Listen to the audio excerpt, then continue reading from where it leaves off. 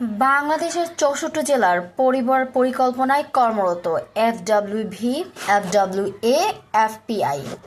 ঢাকা কেন্দ্রীয় শহীদ মিনারে অবস্থান কর্মসূচি পালন। ডেস্ক রিপোর্ট, সাথে আছি আমি জানাদারা কলি।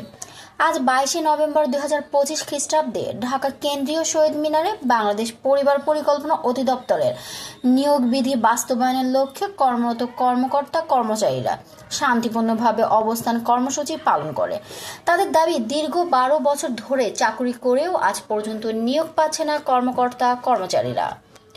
এই প্রতিবেদককে জানায়, পরিবার পরিকল্পনা মন্ত্রণালয় এদের দিয়ে ঠিকই কাজ করিয়ে নিচ্ছেন, অথচ এদের নিয়োগের কোনো নিশ্চয়তা নাই।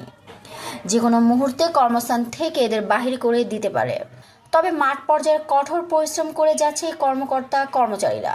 পরিবার কল্যাণ পরিদর্শিকা এফডব্লিউভি, পরিবার কল্যাণ সহকারী এফডব্লিউএ ও পরিবার পরিকল্পনা পরিদর্শক এফপিআই এদের চাকরি নিয়োগ বিধি মোতাবেক স্থায়ীকরণের লক্ষ্যে বাংলাদেশের ৬৪ জেলা থেকে আজ 22শে নভেম্বর 2025 খ্রিস্টাব্দে ঢাকা জাতীয় শহীদ মিনারে শান্তিপূর্ণ কর্মসূচি পালন করে। এই প্রতিবেদকে আরও জানায়, যেমন দেখা গেছে 12 বছর ধরে সংসার করলাম অথচ কাবিননামা নাই, ঠিক তেমনই আমাদের দিয়ে সেভাবেই কর্ম করিয়ে নিচ্ছেন মন্ত্রণালয়, অথচ আমাদের নিয়োগপত্র নাই। অবস্থান কর্মসূচিতে বিভিন্ন বক্তারা তাদের চাকরি বিধি মোতাবেক স্থায়ীকরণের অনুরোধ জানায় বাংলাদেশ সরকারের পরিবার পরিকল্পনা মন্ত্রণালয়ের নিকট।